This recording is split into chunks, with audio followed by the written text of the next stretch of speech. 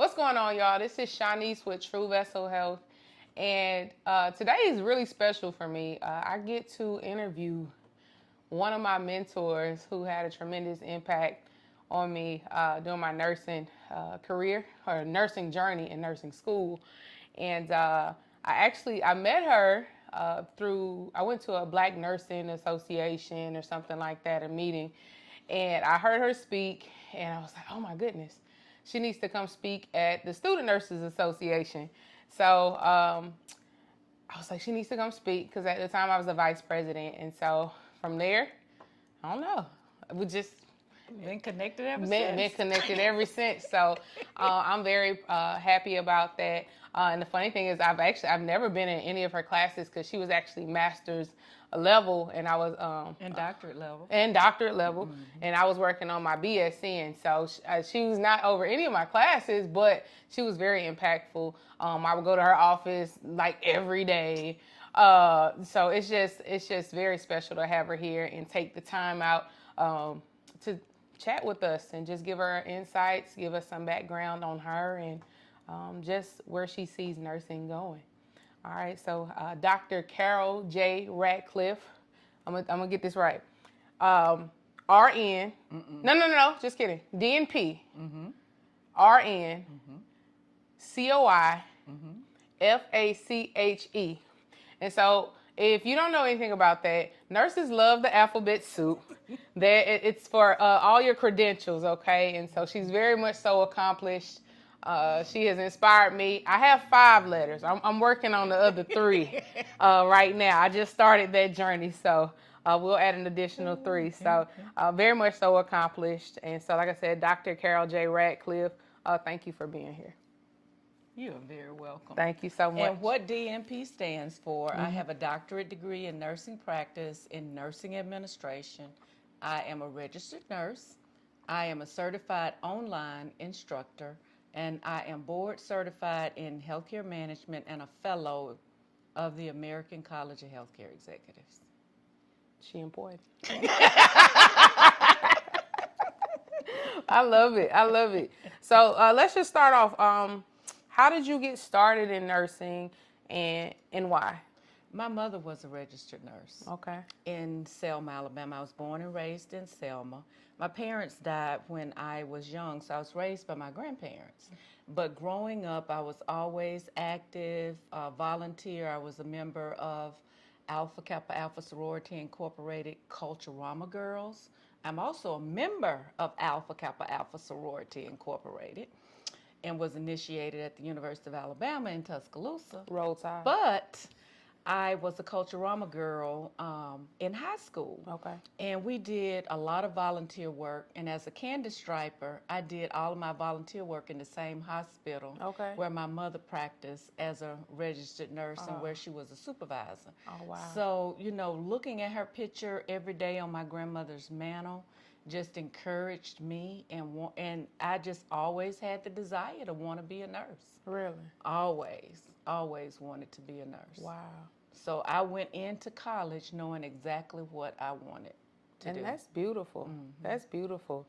I mean, because for me, I didn't necessarily know I wanted to be a nurse. I went in thinking I was going to be a doctor, and I took a few classes, and it was like, it's not going to be that.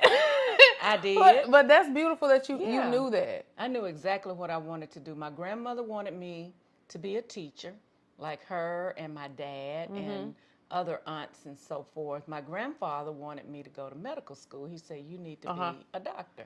And I told him, I said, no, I don't want to do that, and I don't want to be on call and all of that stuff. So what am I doing now? I have a doctorate degree. I'm not a medical doctor. Right. But I was in school long enough to be a medical doctor. I worked in the operating room, so I took a whole lot of call. And I'm a tenured professor now. So I'm doing everything that they wanted me to do. I just took the long route. And it's like that. It's like that. I mean, but I think essentially you did what was best for you, though. You just added your flavor to what they wanted, I guess, if you want to look at it that way. So that's beautiful. But I think that's so great. Like they instilled some great things in you. They had their own desires, but the way I've even looked at it lately is that you're carrying the torch You know what I mean? They wanted some things for you, but you had your own vision, so you kind of merged the 2. So that's really great to see. That's really good. Because I always felt like I grew up fast because I was the oldest of 4. And when Reagan was president, this was back in 1982. I graduated from high school in 82. But in order for me to keep my Social Security check, we had all received letters when we were seniors in high school that we had to be enrolled as full-time college students by May the 1st of that year, or we would lose our Social Security. That's the only option that Social Security office gave us. Okay. There was no such thing as dual enrollment back then, not in Selma in 1982. So the superintendent gave us special permission to go to high school in the daytime. Okay. And we took a full load a quarter when we were seniors in high school.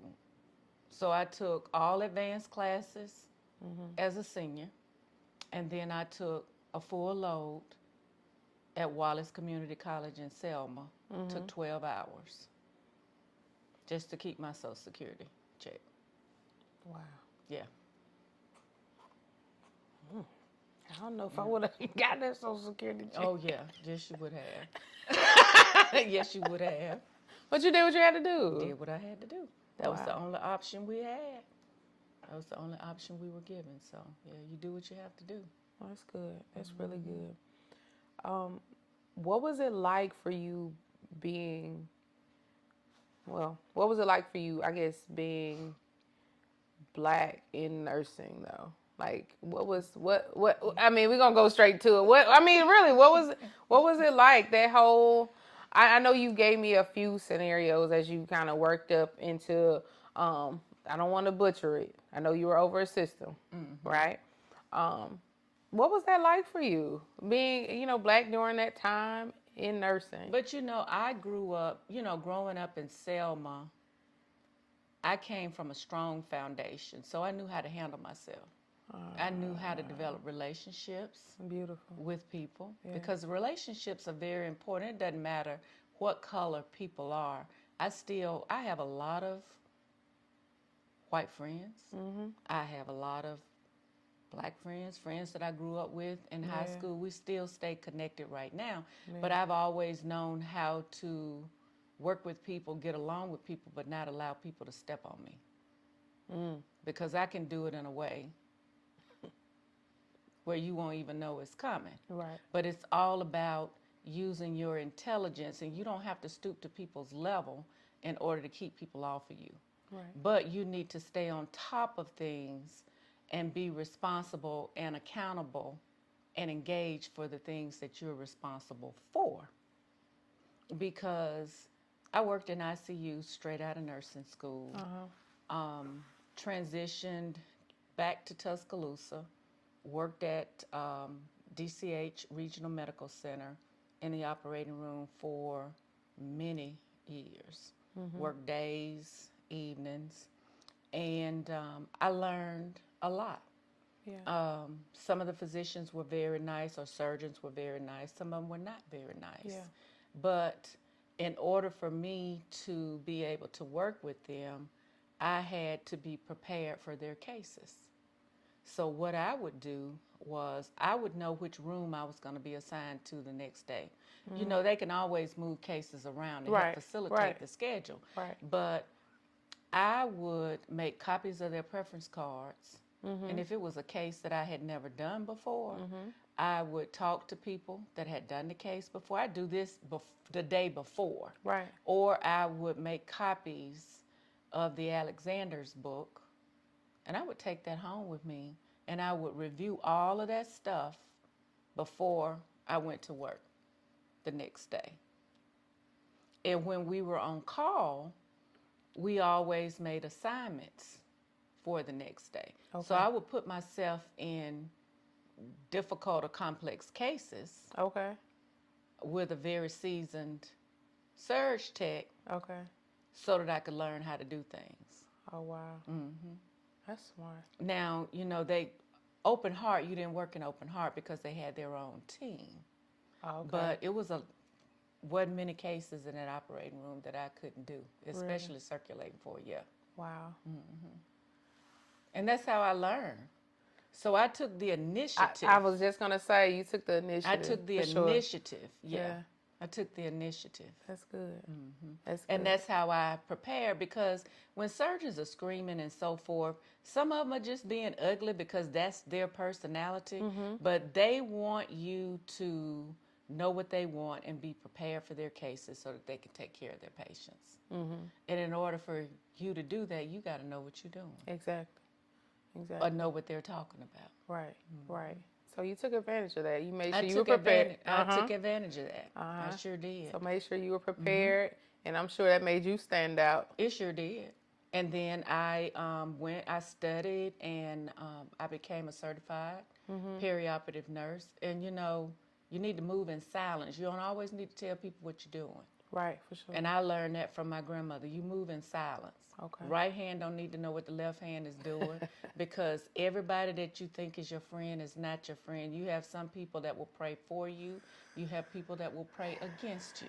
So you That's need true. to move in silence. I didn't tell nobody what I was doing. I studied for that certification exam. I came up here to Birmingham. Things weren't electronic back then. You did it No. with paper and pencil. Right. I came to Birmingham over to UAB. I took that exam. I passed it. Wow. I went back to work.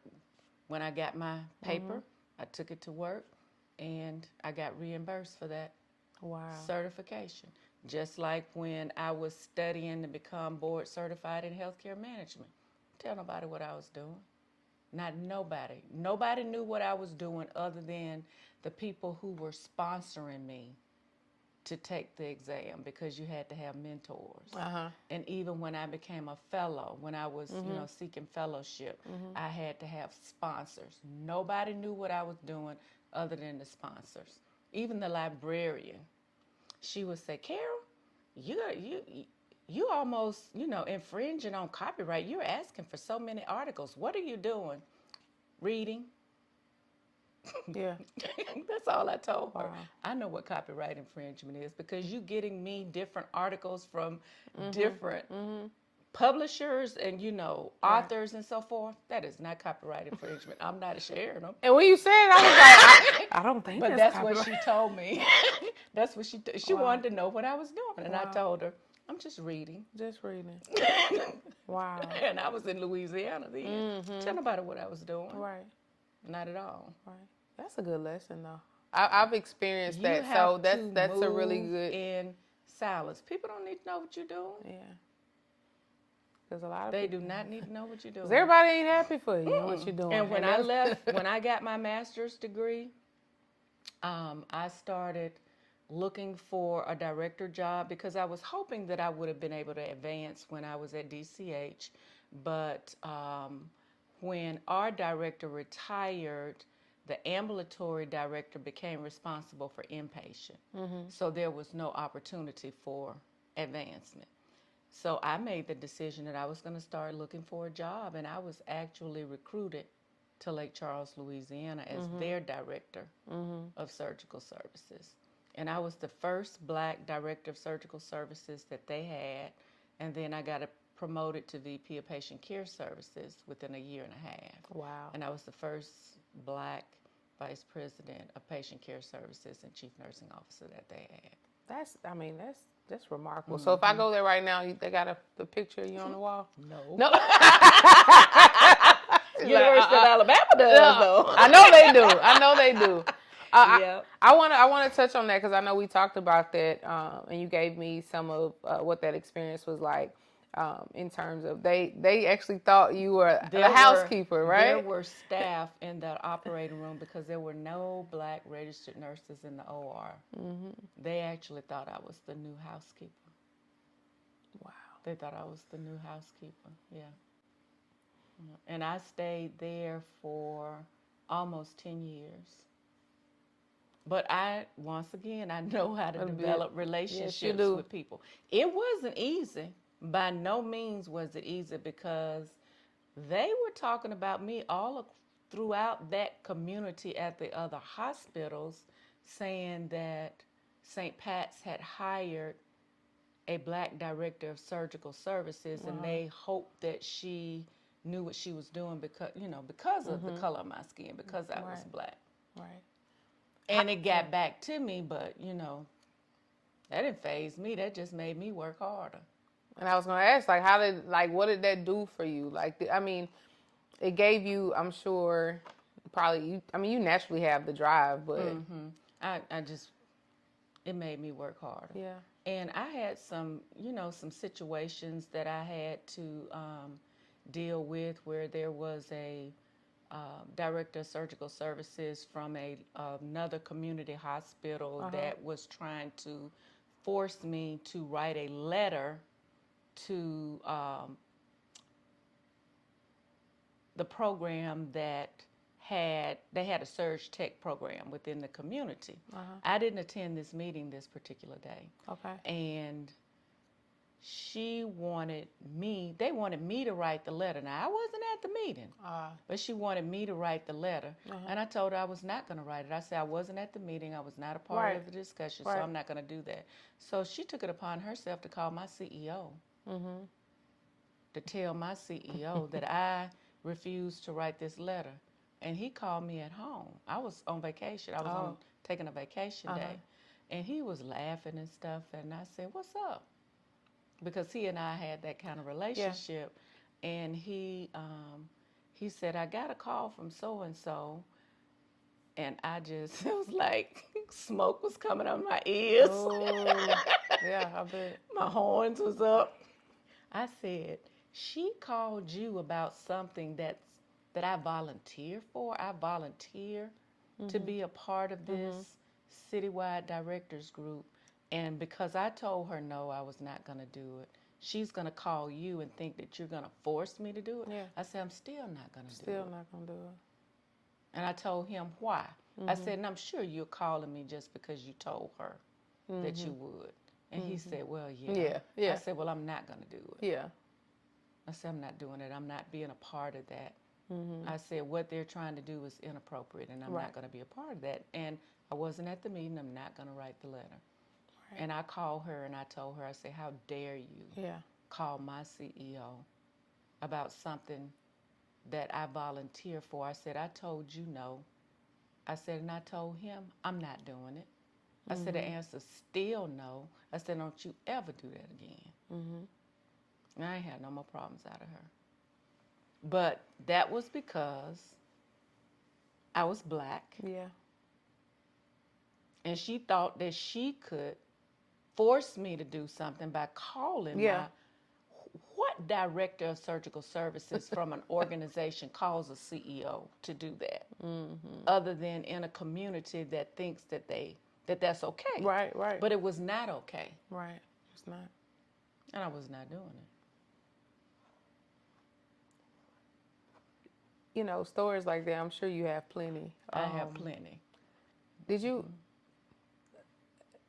as driven as you are, as strong as you are, all those things, did you ever have moments where you were just tired of the fight? No. No?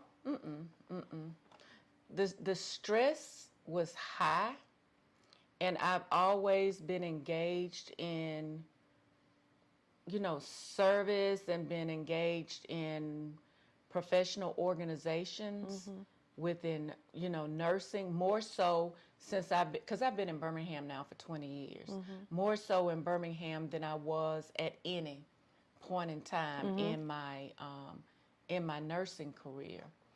But because of the engagement and the different offices that I held at the regional level, at the state level, I have not just in nursing, but chaired committees for ACHE, and that's an international organization based out of Chicago, and then co-chairing the Alabama Health Action Coalition, which was part of the Future of Nursing campaign for action. I had to learn that as things rolled off my plate, that I didn't take on more, because I had to have a balance. Being a wife, and a mother of 2 children, and both of my kids are adults now, and you know that. Right. But I had to maintain a balance, and then I had to think about myself. So I'm still involved, but I pick and choose what I am a part of, Right.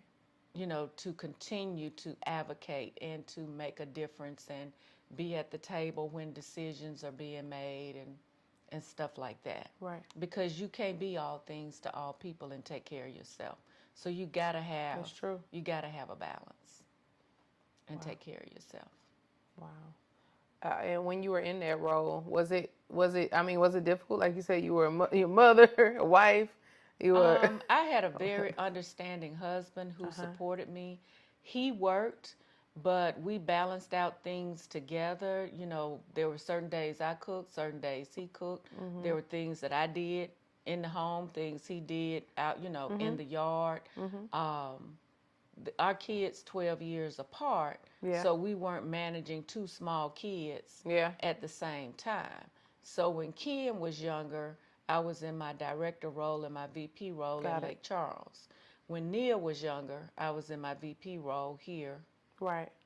in Birmingham, and then starting in academia. So the distance or the difference in their age helped, but then having a spouse that where we just managed our household together was very, very helpful. Well, good. Because I got my BS degree in nursing before I got married. I got married right after I graduated with my baccalaureate degree. Got it. But then I didn't get my master's degree. I didn't start that program until 6 years later. Okay.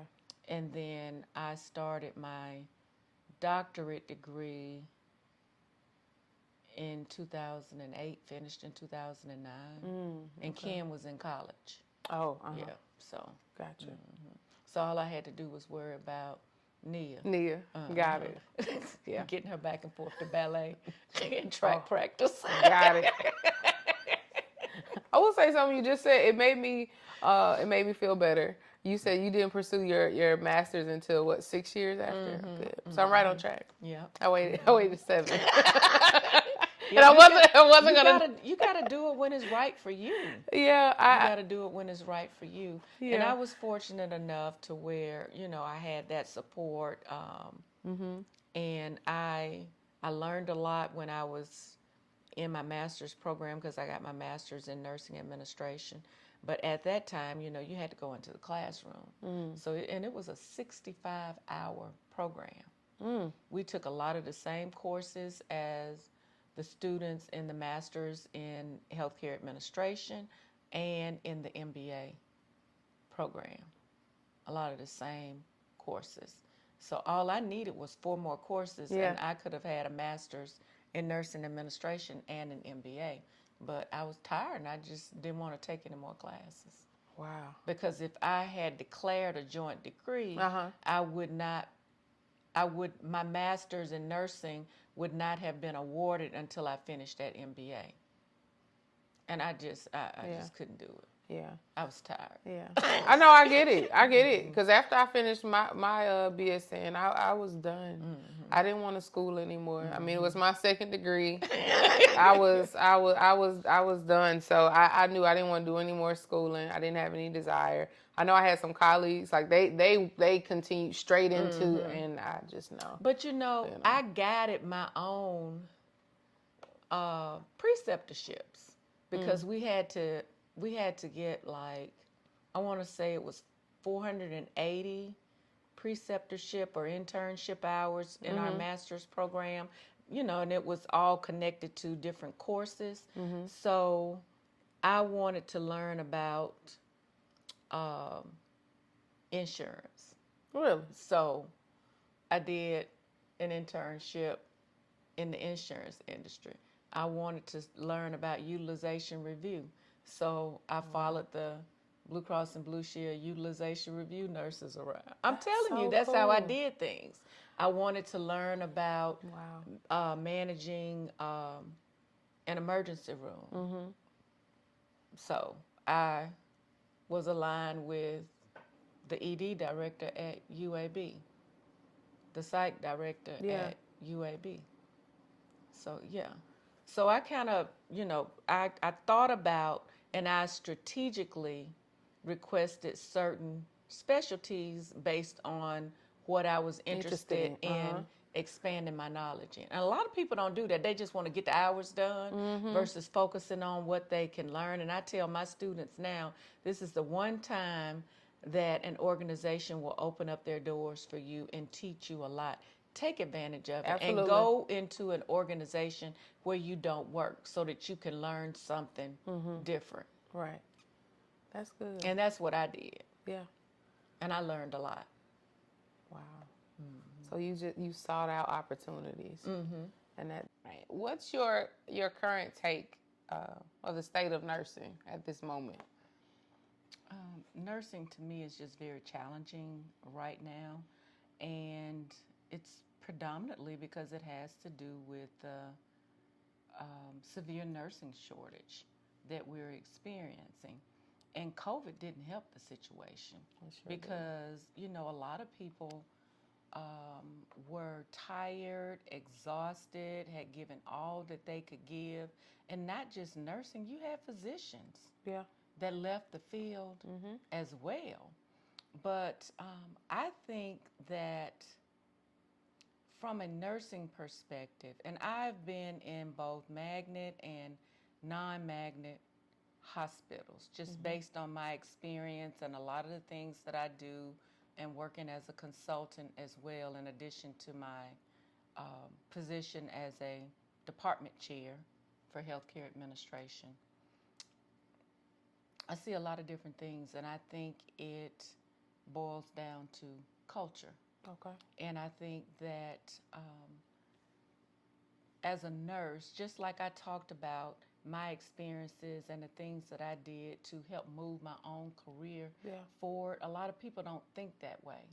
What drives them is money, not necessarily wanting to make a difference in a particular area, or just making a difference in nursing or a difference in healthcare, or a difference in their community, so to speak. As a nurse, we have to own our profession. Yeah. And we have to be engaged. For sure. And it doesn't need to be driven just by what an organization pays you to Absolutely. do. We have to be engaged. Absolutely. And we have to want to see things change. Like we were talking earlier, I've been involved in a member of various professional organizations. And you have nurses that are members of professional organizations, critical care nursing, gastroenterology nursing, anesthesia, just all of these different specialty organizations. And that, we can't depend on our organization to provide that guidance for everything that we do. We need to use what we're learning through our professional organizations, take it back to our organization, and be proactive with regards to how we're providing care to patients, not be reactive and then go and look for guidelines. Things are going to happen, and you can have the best evidence-based policy in place, but it may work overall for the organization, but you may have to tweak it a little bit for a specialty population. If you're working in a specialty population, you may need certain devices to help turn patients or keep them on their side to keep them from getting pressure ulcers and things like that. So it's different things that you have to do. But be proactive and take those things back to your organization. And you don't have to be a magnet hospital to do that. But a lot of that is driven by culture. A lot of that is driven by culture. A lot of it's driven by individuals. Because you have some people that go into nursing for the wrong reasons. Absolutely. I went into nursing because I wanted to help people. I wanted to make a difference. And because I care. But you have some people going into nursing for the wrong reason. Absolutely. I actually just had that conversation with somebody. I have it quite frequently, but just recently is that, I don't like what COVID did. I think we attracted a lot of people who got in it for the wrong reasons, the money, and social media doesn't help because then it's like, okay, get the money, and now look at this lifestyle that I'm able to have now because of the money, and it's like, they don't really last long because they get into it for the wrong reasons. Exactly. And unfortunately, our patients feel that they know when you're not there to truly care for them. But nurses need to be able to practice to the highest level of training that they've received in school. Yeah. Because all nurses can't do that. Yeah. There's so many limitations Yeah. that are being placed on nurses, and I think a lot of it has to do with disciplines not working together, Okay. or disciplines not having the respect that they should have for nurses, or the leadership that may be in place in an organization, whether it's that chief nursing officer or it's the COO or CEO that they report to, that don't support them in being able to make those decisions to move nursing forward. Right. That's why I say a lot of it has to do with culture. True. And I think that nursing is one of the most powerful professions that we have. Yeah, I agree. And when you think about the numbers of people that we have, and if we used our voice to create change through the voting booth, we could impact healthcare policy in a way that's unimaginable. Because the things that we end up dealing with from a patient care standpoint, healthcare policies and all of that stuff is based on policy, whether it's at the state level or whether it's at the federal level. Nursing is powerful, but we don't use our collective voice to create the change that needs to be created. Now, that's my personal opinion. Well, Now,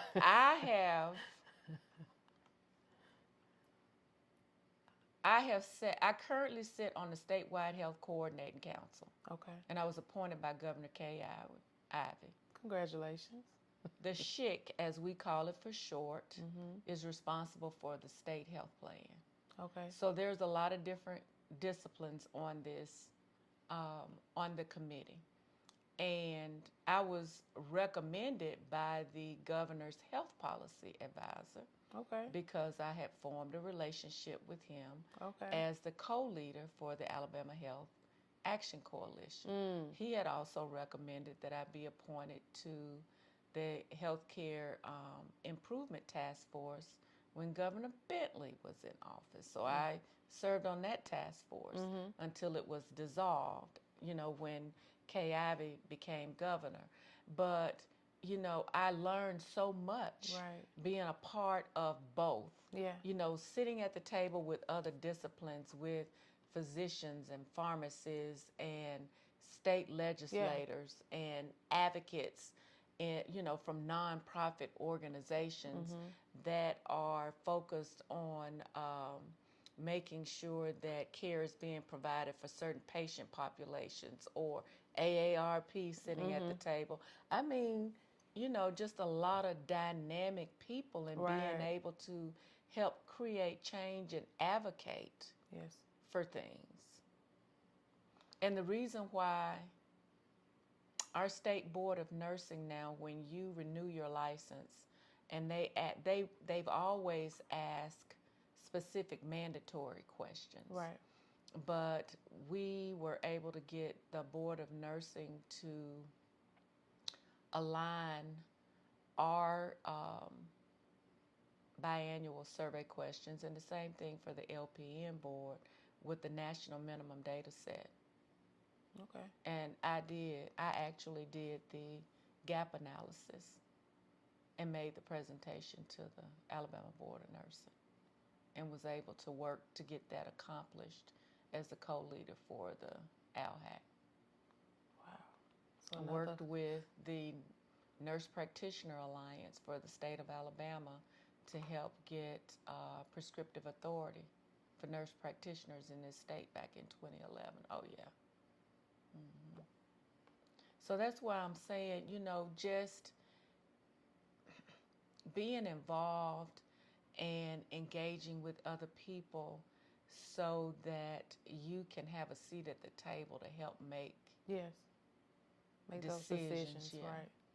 And when I was in Louisiana, we had physicians that were wanting nurses to give certain medications to patients for them to do their cath lab procedures and stuff. And we wouldn't allow the nurses to do it, but the nurses were monitoring the patients. Right. So I sent in a letter to the Louisiana State Board of Nursing and worked with them, start calling different hospitals across the state, and found out that people were practicing just like us. Okay. But we had to work with the Board of Nursing and actually help write the sedation standards for nursing for the state of Louisiana, and testified before the Louisiana Health and Welfare Committee, the Senate Health and Welfare Committee. So that's what I'm talking about, just working. You have to work through the systems. It took us a year to get all of that stuff done. It took us a year to get all of that done. Yeah. Wow. Wow. And I think that's good too, because like looking at, like, that's a process. You have to be really committed to see Because stuff through. my goal was to make sure that our patients were taken care of. Yeah. They were taken care of safely. Physicians could, they had, what they needed to care for those patients. But my goal was to also make sure that our nurses were not practicing outside of their scope. Exactly. So we worked with the Board of Nursing, and we had a declaration that was put into place. But it took a year to get there. Wow. You the GOAT. I don't know about that, but No, you the I GOAT. just know how to work with people. I mean, all right. So Dr. Ratcliffe, as you know, True Vessel Health is a patient engagement brand. We also, of course, focus on nurses and how we impact patient engagement. Of our 5 core values that we have, health literacy, compassion, patient engagement, patient advocacy, and health equity, which one, I know you talked a lot about advocacy. Which one was your favorite? Which one do you, I'm assuming advocacy, but I would say advocacy. Yeah. Advocacy is my favorite. Yeah. It is. As a vice president of patient care services, the chief nursing officer, Yeah. I was responsible for patient engagement, and it takes a lot to impact patient engagement. There's just so many moving parts. Right. You got the nurses Yeah. that have to do their part. You got physicians.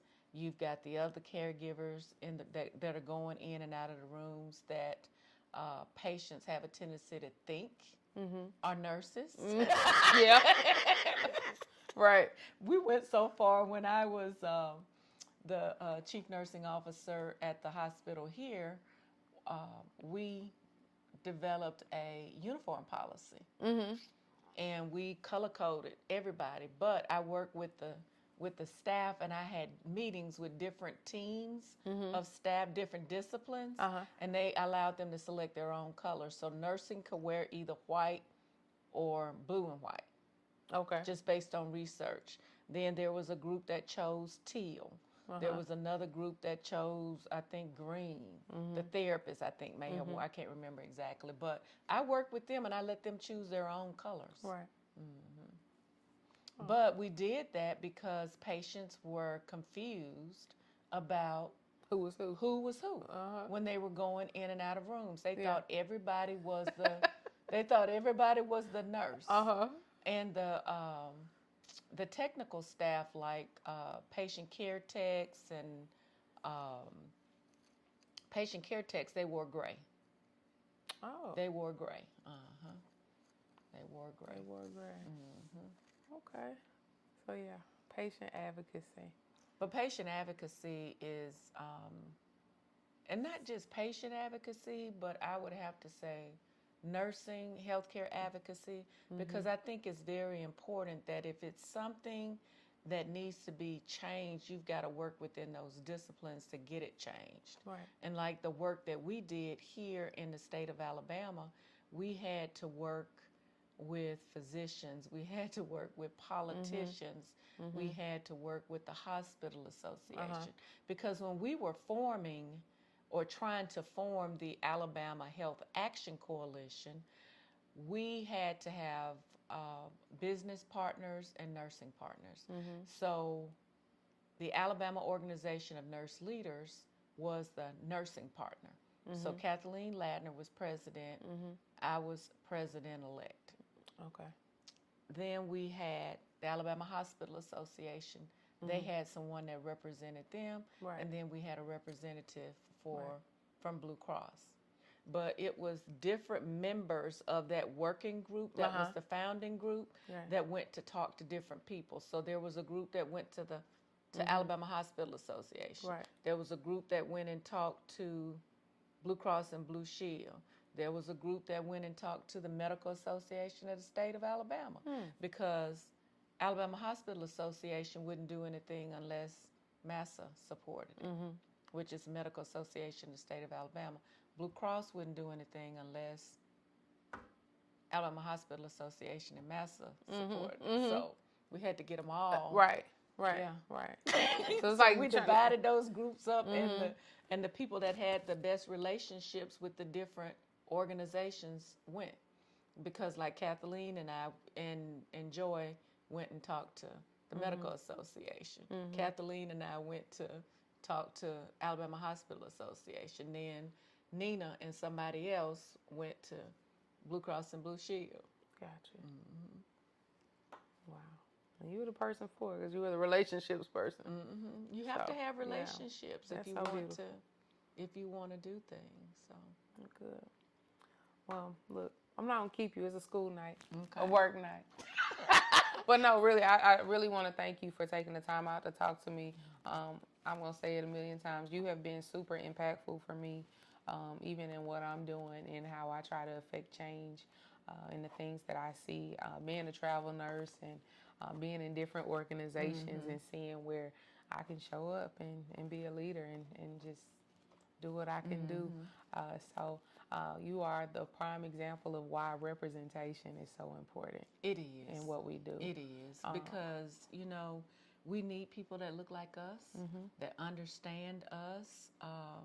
And it's the same thing, not just in practice, but also in universities. Yeah. We need people that look like us, that can relate to us. Absolutely. That's how we connect. That's how we connected. So needless to say, I am pursuing my master's in nursing education. I mean, what better way to end it? But yes, I'm pursuing that because I want to be impactful in this next generation coming up. And my sister's actually in nursing school. So things like that, that's important. I want to be able to be that support for her and other people. Because even I am the same person I've always been. I always say I'm just a little bit smarter.